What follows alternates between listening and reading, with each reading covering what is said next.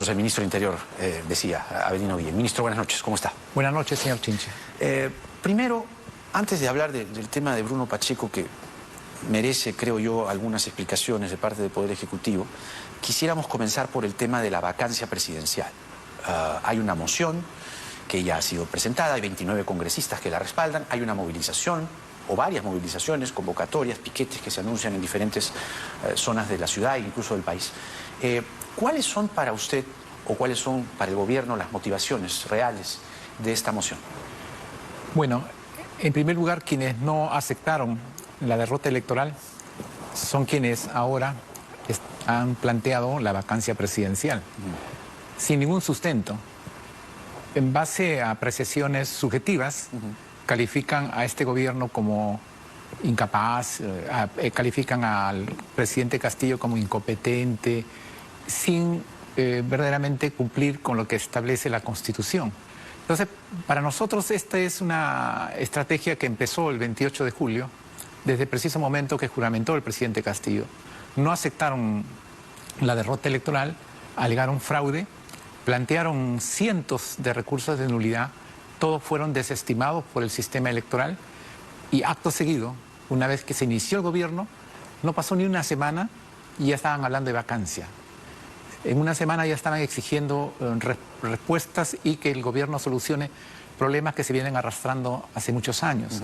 Entonces, esto es una estrategia política dirigida a derrocar un gobierno legítimo, elegido por la voluntad popular, fruto de la mayoría. Ahora, pero las motivaciones que aparecen en el documento de la moción hablan desde dineros desviados del gobierno regional de Junín a la campaña presidencial, el asunto de Bruno Pacheco y las aparentes presiones al jefe de la SUNAT y también con el tema de los ascensos, la inestabilidad económica y todo lo demás. Uno podría decir que es una crítica dura a lo que han sido estos poco más de 120 días. Pero ¿cómo refutar eso? Más allá de que usted observa otra clase de intenciones y que esta estrategia comenzó el 28 de julio. ¿Cuál sería el mea culpa? ¿Cuál sería la autocrítica? Mire, se señala que es cierta vinculación con el financiamiento de la campaña. En primer lugar, el profesor Castillo fue un invitado a Perú Libre. Él no ha formado parte de Perú Libre, él no ha tenido ninguna intervención en el manejo de los recursos de la agrupación Perú Libre. Él es un invitado para la presidencia de la República. Después él, para fines de proceso electoral, se inscribe en Perú Libre, pero no tiene trayectoria en Perú Libre. En consecuencia, además, en ningún momento se le ha vinculado al profesor Castillo como investigado en ese proceso que se sigue en relación al financiamiento de Perú Libre. Pero sí la señora Boluarte. Pero lo que están planteando, la vacancia es al profesor Castillo. Pero curiosamente es mencionada en varios pasajes de la moción la señora Boluarte. ¿Usted cree que la intención es vacar al señor Castillo y luego a la señora Boluarte? Claro, acto seguido. Y le atribuyen conductas... Además, la imputación contra la señora Boluarte es extremadamente débil. No tiene mayor sustento. El hecho que usted abra una cuenta para que se depositen ahí aportes para determinado hecho, éticamente podemos reprochar, pero contenido penal a eso es bastante discutible. Bueno, en todo caso, las investigaciones determinarán eso. Pero acá es claro, quieren vacar al presidente Castillo y acto seguido acometer contra la señora Boluarte. Acá lo cierto es que quienes participaron en un proceso electoral no han aceptado su derrota. Y como tan es así que no aceptaron su derrota, mire usted la coincidencia. Alegaron fraude, pretendieron enturbiar este proceso, plantearon una serie de nulidades y una vez que fueron desestimadas, cuando el presidente Castillo inicia su gobierno, ellos inician el proceso de vacancia en base a argumentos que no tienen ningún sustento. Por ejemplo, el cuestionamiento a los ascensos en las Fuerzas Armadas. Los implicados en ese cuestionamiento han sido separados, ya no están en el Ejecutivo. Entonces, que haya designado ministros con cuestionamiento. Los que han tenido cuestionamiento, todos han sido cambiados. O sea, la forma de gobierno, las decisiones del gobierno pueden servir para torcer la voluntad popular. El señor Silva no ha sido removido y tiene algunas imputaciones bastante graves, ¿no? Mire, una vez que el señor Silva, en la hipótesis que sea sacado del Ejecutivo, va a surgir otro. Y así otro y otro y otro. Porque la idea es hacer insostenible el gobierno del Ahora, el profesor gobierno Castillo. también da argumentos, ¿no? Barranzuela, Hay errores, Maraví, yo reconozco, Silva. hay errores, por ejemplo, falta de comunicación, Apellido. una estrategia de comunicación. En caso de la designación del señor Barranzuela, en mi concepto también fue un error. Han habido muchos errores. Pero el hecho que, ¿qué gobernante no comete errores? Entonces, eso no puede servir de argumento como para plantear una vacancia. O sea que, por una apreciación subjetiva. Entonces, si yo, por ejemplo, me piden mi apreciación de cómo funciona el Congreso, ¿yo voy a decir disolución por eso? No. Eso sería antidemocrático. Entiendo que se ha reunido usted con el presidente y otros 3 ministros. ¿Han tratado el asunto de la vacancia? Ayer hemos intercambiado algunas ideas en relación al contenido de la vacancia. Yo he dado mi opinión. Yo he sido claro en señalar que este es un golpe de Estado, es claramente una vulneración a la voluntad popular, y le he expresado al presidente que él salga a expresar sus opiniones, se comunique más con la prensa. Esos son mis criterios que he expresado. He señalado que tiene que haber una respuesta de carácter ¿Y por qué político. renuente el presidente a, digamos, como usted aquí en este momento sentado, poder ofrecer una entrevista abiertamente y aclarar algunas cosas? Entiendo yo que él está evaluando y va a salir a declarar. Ajá. Va a dar entrevistas y espero que la prensa... Dígale que lo estamos esperando. Por supuesto. Ahora, no es solo la moción que es promovida y está en las firmas por congresistas de Fuerza Popular, Avanza País y Renovación Popular, es decir, sus líderes Keiko Fujimori, Hernando de Soto y Rafael López Aliaga. A la vez, ¿cree usted que alientan las movilizaciones que se van a producir el día de mañana, anunciadas por redes sociales en diferentes puntos de la ciudad? ¿Quiénes promueven esas movilizaciones? Porque también allí está el grupo La Resistencia. Usted y yo sabemos perfectamente, Daniel Olivares también, Johnny Lescano también, Gustavo Gorriti también. Ahí está, ese es por ejemplo, mire, ese es un afiche, punto de encuentro de los buses. Esta es una, marcha convocada por Renovación Popular. No dice La Resistencia, ¿no? Pero probablemente, digo, aparecería también La Resistencia. Este es otro afiche que anuncia una movilización desde Villa María del Triunfo, Salvemos al Perú, dice Renovación Popular. ¿Tiene algún, vínculo el grupo La Resistencia, La Insurgencia y todos estos grupos radicales que han aparecido con estos líderes políticos? Mire usted, cuando estaba en proceso electoral, en el conteo de las actas electorales para darse el resultado definitivo, estos grupos realizaron una serie de actos también de extrema violencia para presionar al jefe de la OMPE y al integrante del Jurado Nacional de Elecciones. ¿Para qué? Para que cambien el criterio y declaren fundadas las impugnaciones que habían planteado los personeros y abogados de Fuerza Popular. O sea, la resistencia es un instrumento para determinado objetivo político, les es funcional, para eso lo utilizan. Estos grupos de extrema derecha ahora atacan a quienes tienen una posición que pueda resultar favorable a la posición del gobierno. ¿A quiénes atacan? Al Partido Morado. Susel Paredes ha sido objeto de agresión ayer. Atacan a Acción Popular, al señor Johnny Lescano y a otros dirigentes. ¿Recuerda usted cuando se produjo una votación en el Congreso desfavorable a los intereses de ellos? Fueron al local central de Acción Popular a agredirlos, a palazos. Entonces, atacan al señor Acuña en su domicilio sucesivas veces porque también votó por la confianza. O sea, toda posición favorable al gobierno inmediatamente es materia de un ataque brutal de parte de estos grupos. ¿Pero o sea, es, digamos, espontáneo? Eso corresponde a una planificación. Esto tiene una estructura vertical, tiene un equipo, un órgano de decisión, una cabeza. ¿Quién es la cabeza para usted? Yo tengo claro que ahí hay intereses, hay líderes de carácter, hay políticos. ¿Quiénes?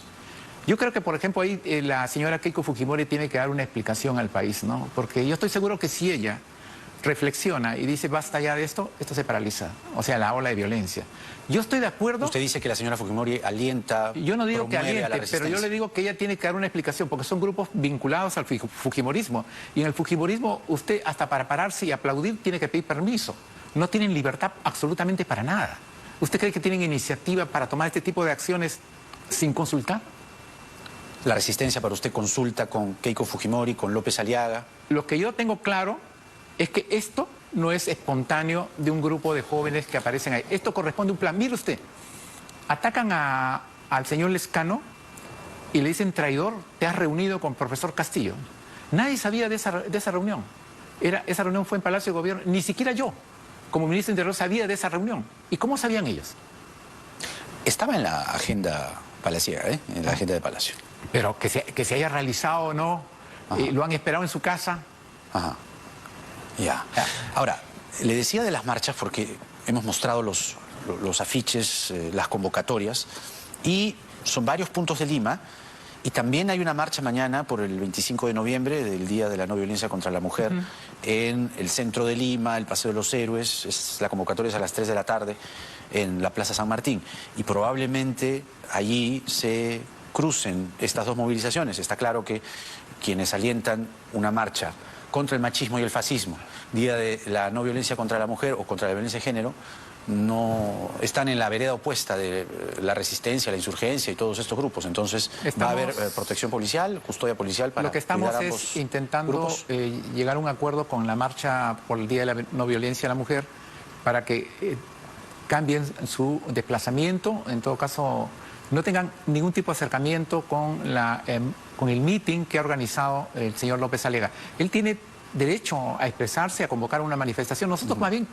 yo soy de la idea de que ellos deben participar en el proceso electoral, deben expresar sus ideas. Es la democracia, ¿no? En democracia, el grupo La Resistencia, la Insurgencia, todos ellos que participen, que expresen sus ideas, que entren al debate y que participen, pero ojo, pero que acepten el resultado electoral, porque si en la hipótesis que pierdan, no es posible que pateen el tablero y digan que esto es fraude y comiencen nuevamente con la violencia. No, yo si soy demócrata y participo en un proceso electoral, tengo que tener claro que puedo ganar o perder. Y si pierdo, tengo la obligación, por respeto al país, de colaborar con el nuevo gobierno. Si la señora Fujimori estaría en el poder, yo estaría respaldando. ¿Por qué no puedo respaldar si toma buenas medidas? No tiene que haber odio. ¿Por qué tengo que destruir al adversario? Ahora, la resistencia lo atacó usted también. Usted no los denunció, ¿o sí? Yo denuncié penalmente ante la comisaría del lugar. Eso da lugar a un proceso y eso quedó ahí, ¿no? Pero el Ministerio del Interior, la policía, o en todo caso una coordinación entre policía y fiscalía. Acá reflexionábamos esta semana, luego de lo ocurrido con Johnny Lescano y Daniel Olivares, ¿hasta cuándo? Es decir, estos grupos van a las casas, atentan contra la propiedad privada, atentan contra la intimidad de las personas, la vida personal de las personas, ofenden. La hija del Lescano estaba con una crisis nerviosa. Es decir, ¿por qué como sociedad tenemos que tolerar estos grupos?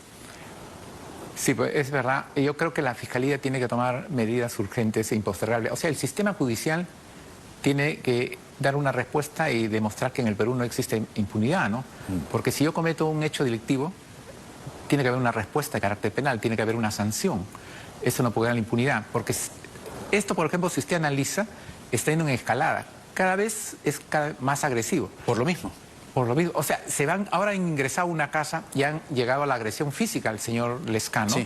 Entonces, no sé lo que va a pasar después. Entonces, la Fiscalía tiene que responder de inmediato. Usted ha sido fiscal. ¿Qué debería hacer la Fiscalía? Los fiscales saben bien lo que tienen que hacer. Yo creo que acá tiene que haber una investigación integral para conocer varias cosas. Uno, quiénes financian estas agrupaciones, quiénes son los que prestan apoyo en cuanto a recursos, movilidad, etcétera, megáfonos. Es toda una organización, un sistema. Tienen un sistema de inteligencia muy marcado. Hay una cadena de mando, hay que ir hasta la cabeza. Lo único que conocemos son los ejecutores. Falta el nivel superior y eso es una investigación que tiene que realizar la Fiscalía. Hablábamos hace un momento de los ascensos y quería preguntarle su opinión sobre Bruno Pacheco. Mostramos las imágenes hace un momento. ¿Qué hacía Bruno Pacheco hoy día en Palacio? Usted ha pedido explicaciones, el señor ha renunciado y además con este mal olor que dejó y una investigación fiscal y todo lo demás.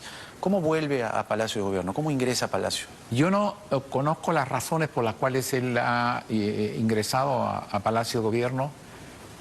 Supongo que eso corresponde a los responsables de la seguridad de Palacio. Pero está mal, ¿no?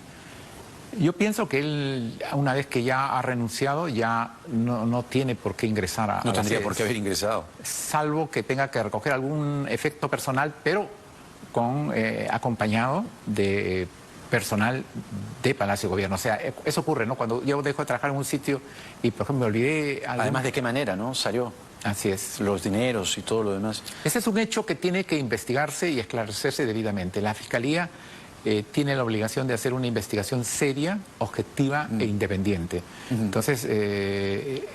¿A usted qué le parece que Pacheco haya tenido $20.000 en su despacho, en efectivo? Es un hecho absolutamente extraño que merece un esclarecimiento cabal de parte de la Fiscalía. Y la Fiscalía tiene una serie de resortes y herramientas legales. Por ejemplo, entiendo yo que ya levantó el secreto bancario, está viendo las cuentas del señor Pacheco y estoy seguro que la verdad se va a conocer pronto. Esto es como, dirían por ahí, pues Pacheco y su combo, porque hablando de coroneles de la policía, que es, digamos, la rama que le compete, 4 coroneles que ascendieron a generales asistieron a Palacio.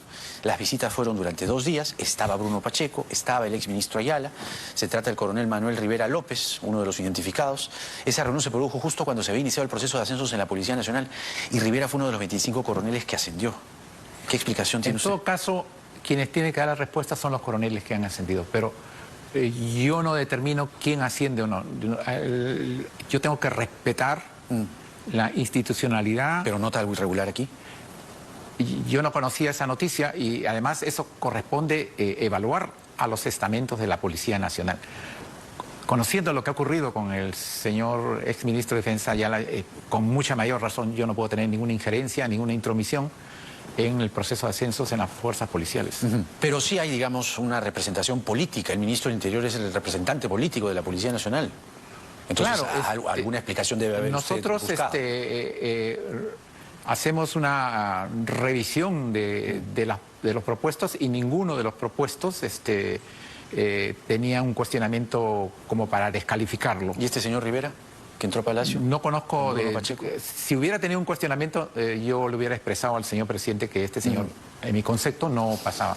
Oiga, y recuerde usted que, por ejemplo, ha ascendido, en mi concepto, un policía muy competente como el jefe de la DIVIAC, que es el responsable del mayor número de operaciones que han desarticulado organizaciones criminales. Ha llevado adelante en este año nomás más de 41 operativos de gran significación. Pero según Caretas, usted ha nombrado como prefectos regionales a integrantes de FENATE y Perú Libre.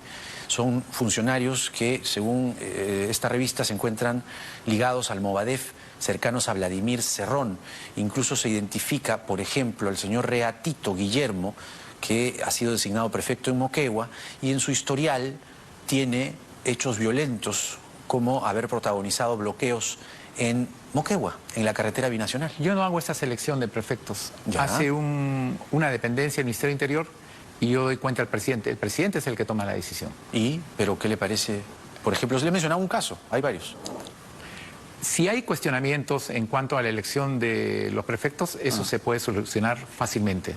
Yo no tengo ningún problema, ningún compromiso con el señor Cerrón. Yo soy muy lejano a él. Así que, por mi lado... Pero usted dice que ha sido el presidente que finalmente decide estos prefectos. Reatito, bloqueo de la carretera binacional en Moquegua. Es prefecto ahora. Eso corresponde más que todo, claro, esas son propuestas de la organización política, ¿no? Yo no conozco a estas personas. Fue integrante del Comité Nacional de Rehabilitación y Reconstrucción CONARE, según la DIRCOTE, que también está en su cartera. Sindicato vinculado a Sendero Luminoso, en el 2017 lo acusaron de los actos de violencia durante la toma de una carretera en Moquegua en el marco de la huelga nacional de profesores, que justamente lideró el presidente Castillo. Lo que sí le puedo asegurar que ninguno de los que han sido designados tiene sentencia ni procesos penales pero según para descalificarlos. Pero según la DIRCOTE promovió estas acciones de violencia. Según la DIRCOTE, pero sí. Eso, y lo que yo veo es si tienen condenas o no, si hay hechos como para que lo descalifiquen. Pero la idoneidad. Eso es un buen punto, pero yo lo que le afirmo es que si hay un cuestionamiento severo contra un prefecto designado, eso se puede corregir rápidamente. De acuerdo. Ahora, ¿qué pasa con la propuesta de los militares acompañando a la Policía Nacional en las calles para combatir la delincuencia. De hecho, usted ya ha anticipado que el informe de la policía hecho por su antecesor Barranzuela no amerita la intervención de las Fuerzas Armadas. Es decir, la propuesta de los militares en las calles junto a la policía ha quedado desechada. Esa norma posibilita que la policía solicite el auxilio de las Fuerzas Armadas para que apoye en el desarrollo de determinados operativos. No exactamente dijo eso el presidente. El presidente dijo que iban los militares a salir a las calles, a patrullar las calles. Esa no es función de la Fuerza Armada. La Fuerza Armada tiene una misión constitucional y la policía tiene el rol de perseguir el delito. Entonces yo soy claro que las Fuerzas Armadas tienen otra función y además para que ellos intervengan tiene que aprobarse mediante un decreto supremo en Consejo de Ministros. O sea, digamos, ha quedado desechada la propuesta de que los militares, como se anunció con Ayala Barranzuela, respaldado por el propio presidente. El presidente estaba muy entusiasmado con Barranzuela, con Ayala, incluso con el ministro Torres. Yo tengo claro buscar una figura para que los militares salieran a las calles y combatiesen a la delincuencia. Usted dice que eso ha quedado desechado, me parece, ¿no? Mire usted, ayer han habido 3 operativos de gran magnitud. El problema es que, yo no digo por su medio, la prensa no da cuenta de lo que hace. Ayer, por ejemplo, en el Callao, en el barrio Loreto, que es un barrio duro, ha hecho la policía un operativo importante. 142 detenidos, más de 15 armas incautadas. No, qué bueno por eso. Yo le decía de la propuesta calificada por algunos como populista, incluso a otros como inconstitucional. Mire, la policía que los militares saliesen a las calles. No necesita. No necesita. Ya. La policía es... No necesita a los militares. Mi objetivo es empoderar a la policía y que se reconozca su trabajo y su aporte al país. Acá, mire usted, han muerto 786 policías, han dado su vida por la pandemia, ayudando a la población. ¿Y qué reconocimiento han recibido?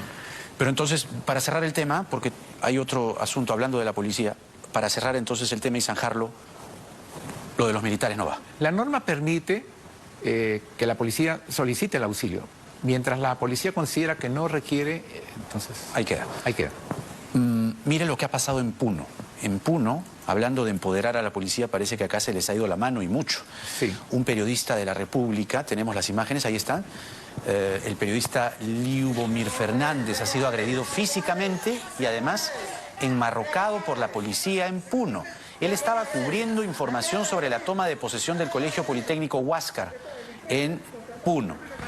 Y él dice, soy un periodista. Su esposa dice, suéltalo, suéltalo, es mi esposo. ¿Por qué ha sido identificado un mayor, Claudio Dani Osorio Julca, de la policía? Ahí está, tumba al periodista y le coloca la rodilla en su pecho. Escuchemos. ¿Qué tiene? ¿Es periodista? ¿Es periodista? Oye, tranquilo, ¿qué pasa? Tranquilo. Es periodista, tranquilo.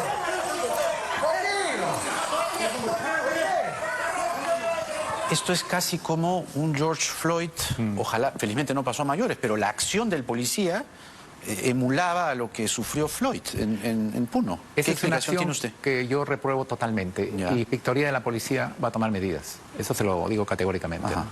Acá, así como yo respaldo el buen trabajo de la policía, yo también soy enérgico cuando la policía comete este tipo de conductas. Entonces, ¿qué va a pasar con este mayor, Claudio Dani Osorio Julca, de la policía? ¿O qué debería pasar con él? Inspectoría de la Policía Nacional tiene que iniciar un proceso disciplinario y tomar medidas, así como ha ocurrido en el caso del congresista Abel Reyes, que fue objeto de agravio y maltrato verbal en el aeropuerto. Una última consulta. Uno de los coroneles ascendidos a general es la dirección de lavado de activos y estuvo con Pacheco y Ayala. Se llama Nicasio Zapata Sucrupe. ¿Lo conoce? No. Le doy el dato para que investigue, porque hay una investigación por lavado de activos y ha estado además con Pacheco y Ayala. Es otro de los casos que tenemos aquí en nuestros datos. Gracias, ministro, por esta entrevista. Sus órdenes. El ministro del Interior, Avelino Guillén, con nosotros. La promesa de sanciones severas contra este mayor, Claudio Dani Osorio Julca, Inspectoría de la Policía Nacional, a decir del ministro, tiene que actuar prontamente. No se puede permitir una acción así.